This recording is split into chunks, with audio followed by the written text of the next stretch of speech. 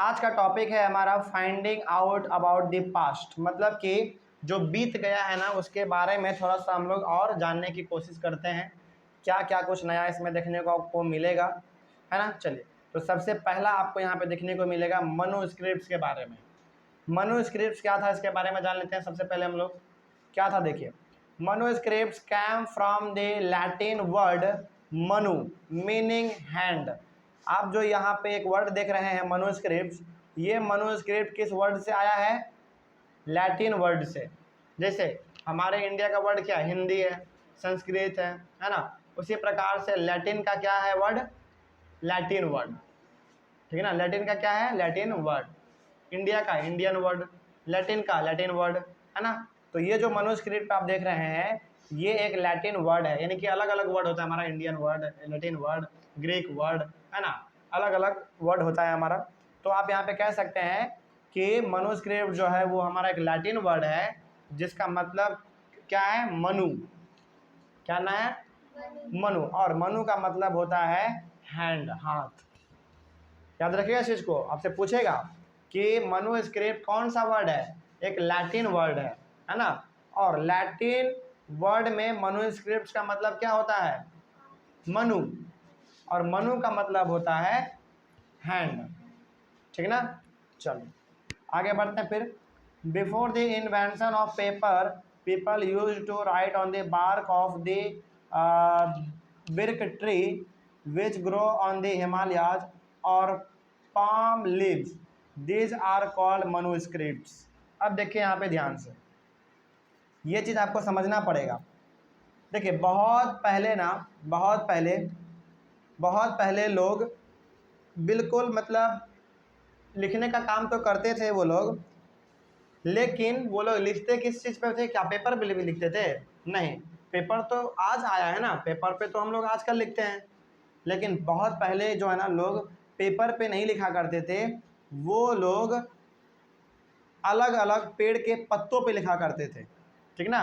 देखिए वही यहाँ पे लिखा हुआ है कि before the invention of paper people use to write on the bark of birch tree.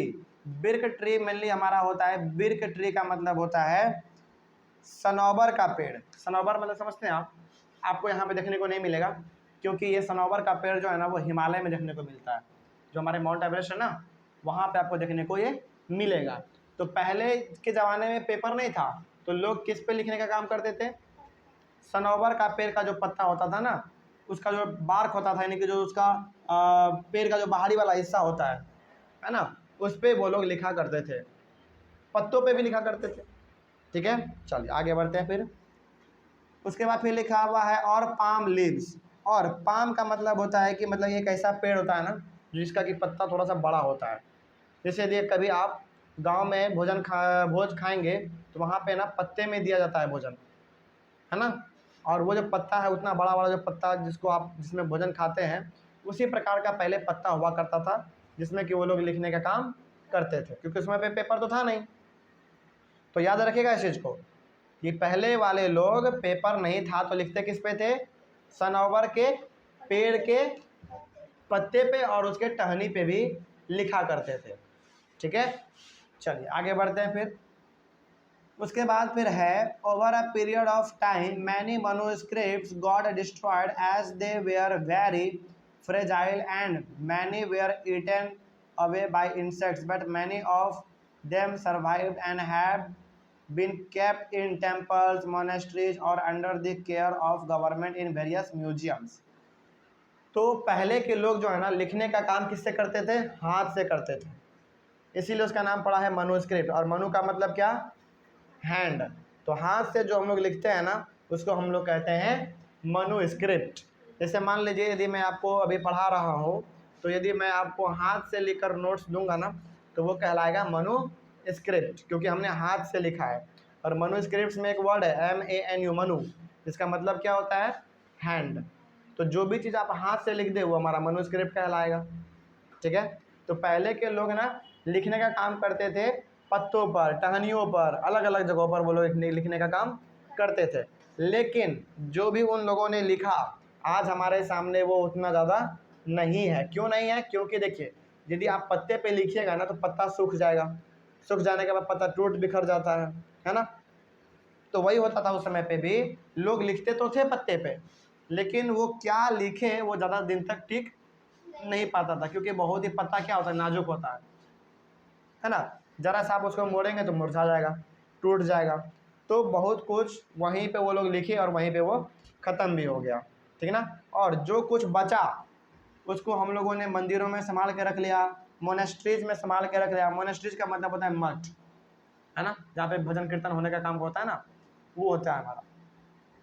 तो जो बच गया, जो कि उन्होंने लिखा था पहले वाले लोगों ने पत्ते पे, पेड़ के वृक्ष टहनी पे जो उन्होंने लिखा था अपने हाथ से कुछ कुछ, वो चीज़ आज हमारे सामने उतना ज़्यादा नहीं है। लेकिन जो भी बचा हम लोगों ने उसको मंदिरों में रखा है ना, मोनेस्ट्री यानी कि मठ में रख लिया, और under the care of government in the various museum, और उसको हम लोगों ने म्यूजियम में भी रख लिया। इसीलिए कभी आप म्यूजियम जाएंगे ना, तो म्यूजियम में आपको पुराने चीज़ मिलते हैं अलग अलग, और बहुत बहुत पुराने पुराने आपको बुक भी मिलेंगे। क्यों? क्योंकि उनको रखा गया है समेट के, अच्छे से उसको रखा गया है। कोई डाउट इसमें? चलिए आगे बढ़ते हैं फिर। लेकिन मैन्युस्क्रिप्ट का मतलब आपको हमेशा ध्यान में रखना है कि कोई एक ऐसा चीज़ जो कि हाथ से लिखा गया हो, है ना, वो हमारा कहलाएगा मैन्युस्क्रिप्ट। आगे बढ़ते हैं फिर। These books dealt with all kinds of subjects like religious beliefs and practice, the lives of kings, medicines and science। और जो भी पत्ते पे लिखा जाता था, जो भी पेड़ के टहनी पे लिखा जाता था, वो भी अलग अलग प्रकार के चीज़ों के बारे में लिखा जाता था। जैसे जैसे देखें यहाँ पे, रिलीजियस बिलीफ्स यानी कि धर्म के बारे में लिखा जाता था, है ना। हिंदू धर्म में हम लोग शंकर जी का, पार्वती जी का, दुर्गा जी का पूजा करते हैं, तो उसके बारे में भी लिखा जाता था। जैसे मुस्लिम लोग अल्लाह का पूजा करता है ना, तो वो लोग अल्लाह के बारे में लिखते थे। उसके बाद फिर राजा के लोगों के बारे में लिखा जाता था, दवाई के बारे में, है ना, जड़ी बूटी के बारे में लिखा जाता था उस पत्तों पर, और साइंस के बारे में भी उस पत्तों पर लिखा जाता था। तो सवाल आपसे पूछा जा सकता है कि पत्तों पर हाथों से किस किस सब्जेक्ट के बारे में लिखा जाता था? राजा के बारे में, रानी के बारे में, दवाई के बारे में, साइंस के बारे में, धर्म के बारे में, है ना, अलग अलग टॉपिक पे वहाँ पे लिखा जाता था। आगे क्या लिखा हुआ? Also there were epics, poems, plays etcetera.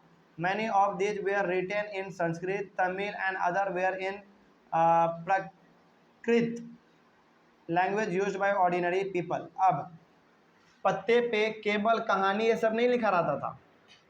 पत्ते पे केवल राजा के बारे में, रानी के बारे में, दवाई के बारे में, साइंस के बारे में, धर्म के बारे में नहीं लिखा रहता था। तो ये सब तो रहता ही था। इसके साथ ही साथ उस पत्ते पर इपिक्स बने रहते थे, यानी कि फिगर बने रहते थे, डायग्राम, पिक्चर वही बना रहता था। पोयम, कविताएं लिखे रहती थी। नाटक यानी कि प्ले, नाटक, ये सब भी पत्ते पे लिखा रहता था। आज तो हम लोग कॉपी खोलते हैं, लिख देते हैं, लेकिन उस समय पे पत्ते पे लिखा जाता था हर एक चीज़, ठीक है। आगे बढ़ते हैं फिर, और वो भी किस किस लैंग्वेज में? संस्कृत लैंग्वेज में, तमिल लैंग्वेज में। संस्कृत तो आपको मालूम है, और तमिल हमारा लैंग्वेज कौन सा है? तमिलनाडु में जो बोलते हैं ना लोग, उसको हम लोग कहते हैं तमिल लैंग्वेज, ठीक ना। और उसके साथ ही साथ प्रकृत में भी लिखा जाता था।